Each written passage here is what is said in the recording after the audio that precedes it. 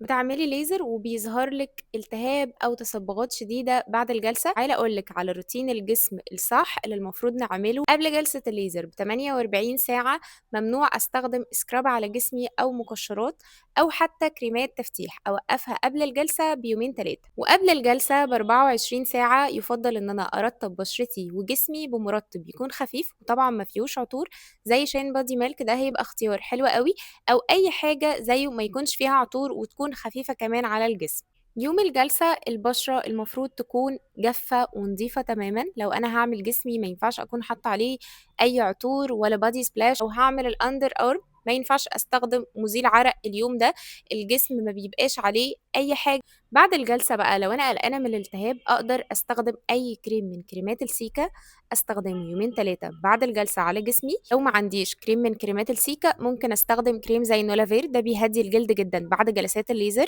أو ممكن أستخدم الميبو وبدايله، ونرجع نرطّب بشرتنا تاني بعد الجلسة بمرطب خفيف على الجلد وما فيهوش عطور.